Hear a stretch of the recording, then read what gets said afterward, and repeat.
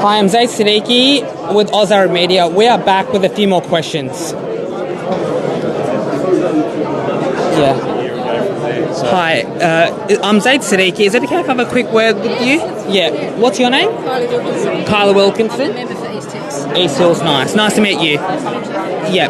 So, the government, the New South Wales government, housing's a big issue, around Sydney. So, what can the government do to tackle, expensive housing and make it more affordable? Well, we've got to make sure that we have some responsible building of quality housing so that our next generation actually can live in Sydney. Yeah. So it's important that we, where we can, we build, affordable housing for people to be able to purchase properties in Sydney and to have affordable rent in Sydney as well. Yeah, speaking with rent, Chris Minns currently announced the government's planning or will actually ban no-fault evictions for renters. Do you have any words on that, an opinion on that? Look, I just think it's any focus that's helping people rent, that making sure that they actually can have a home and not be evicted for no reason just because the whim of the owner is important. But it's a balance, isn't it? We've just got to make sure we have good tenants and good owners of properties. Yeah, awesome. Cool. So, any insights you're currently looking forward to from this event tonight? Any insights or knowledge from this event tonight? I'm just here to chat to people and hear what people have got to say, listen to the minister. Yeah. So just network and all that. Yeah. Awesome. And just last question. Housing, it's less expensive in other cities in Australia and globally. What do you know the cause of that? Why there are less so expensive in Sydney? Yeah, no, and less expensive in other cities. The demand drives the price, doesn't it? So there's obviously not enough housing in Sydney to house the next generation coming through. So that's driving the price up. So we've got to address that. Yeah, and is it also expanding the city and making new houses, new areas like Alara in Western Sydney, and is that a big cause? Do you know is that a cause of expensive housing, new development areas? We've been expanding Sydney. It's been growing for many generations, decades. Yeah. And we've got to just be smarter. We can't just keep growing the size of Sydney. We've got to look at good quality design in our suburbs so that it's a pleasant place to live. Yeah. Okay, cool. All right, thanks a lot for your time. I'm Zaid Siddiqui. Thank you. Yeah.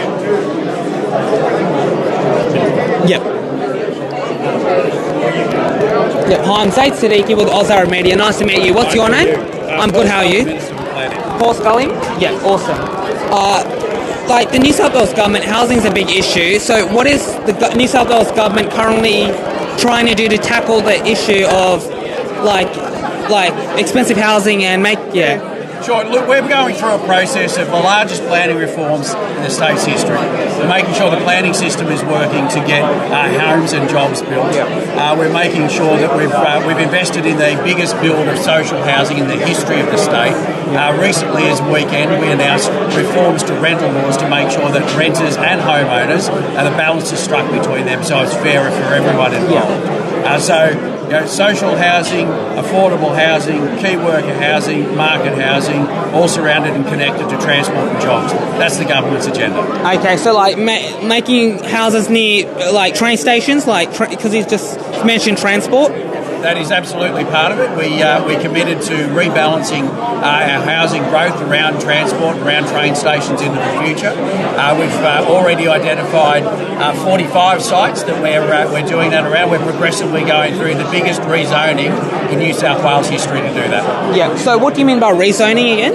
So this will make more types of housing permissible.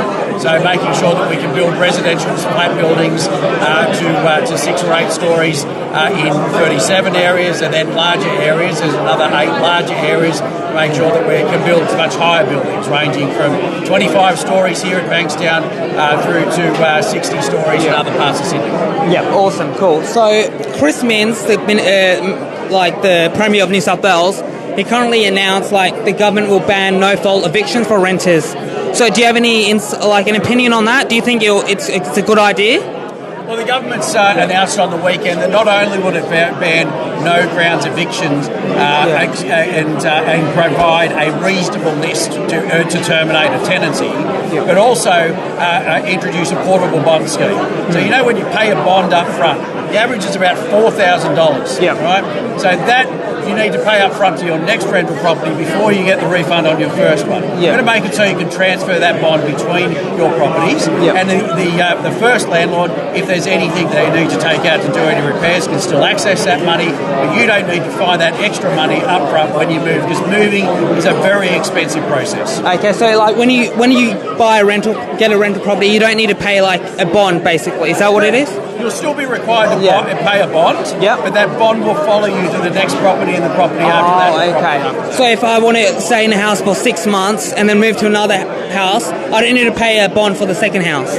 That's right. What you may need to do is pay the difference between what the bond amount may be, but we'll have details of that out shortly. But we want to make sure that you're not having to pay not only the cost of moving, which is a big expense, but also not having to pay a new bond up front before the old bond's been returned. Yeah, cool. All right.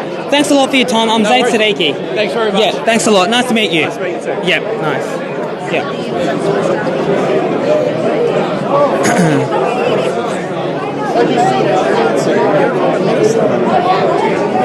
Hi, I'm Zaid Siddiqui. Is it okay if I have a quick word with you? Sure. I'm Zaid Siddiqui. Nice to meet you. And your name? Jihad. Nice to meet you. Yeah, awesome. And what's your role in the government again? Okay, so I'm the Minister for Customer Service, Emergency Services, Digital Government, and Minister for Youth Justice, and also the member for Bankstown, which is not too far from here. Yeah, nice, awesome.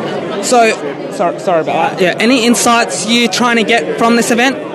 Oh, look, I'm really here to support my friend, the Minister for Planning and Public Spaces, Paul Scully, and I'm going to introduce him. But most importantly, what I want him to know is our community, how supportive we are, making sure that we uplift the community where possible and sensible decisions. So I think it's really quite good to be there. And, of course, wonderful to be out and about in the community with so many people here. Yeah, nice. So housing's a big issue. What do you think the government can actually do? So we have the minister right here. What do you think the government overall can do? Well, sorry about that. No worries. Why don't we continue the interview? Okay. Yeah. Just come in and say, we'll continue the interview with Frank. Yeah. All right. We'll just continue. Yeah. What can the government do? Yeah. Sorry about that. I think the government's already done a whole lot of things, as we know. Particularly around some of the transport-oriented developments. We've made housing really important to us, and we know that's one of the key issues, particularly in New South Wales. And we've got a minister who really wants to make sure that we get on with the process of building. But I also think it's about working with the community, working with landholders, and working with people who need, everyone to come together. So most importantly, it's listening to what people need, but also knowing that we've got a housing crisis in New South Wales. Yeah, awesome. And one other question, quickly. So other cities, they're less expensive. What's the causes of that in your view? Well, I think what's clear is that Sydney, I think, is the second most expensive city in the world after Hong Kong. And part of that reason, too, is that the incredible cost of housing. As by limited supply of housing. We're not building as much housing as some other states like Victoria and Queensland per year. We want to make sure that we get that housing and try and make it, as affordable as possible as well. I think, young people like yourself really need somewhere to be able to live. And at the moment, even buying a home is a dream, but we're starting to see that even rental is becoming a dream. We need more stock in the market. Cool, all right. Well, thanks a lot for your time. I'm Zaid. Thank you. Zaid. Zaid. Thanks a lot. Zaid Siddiqui, Yeah, my background's from Pakistan, so Nice to meet you too. Yeah, that's it. All right. Thanks for watching. I'm Zaid Siddiqui with Oz Arab Media. Thank you.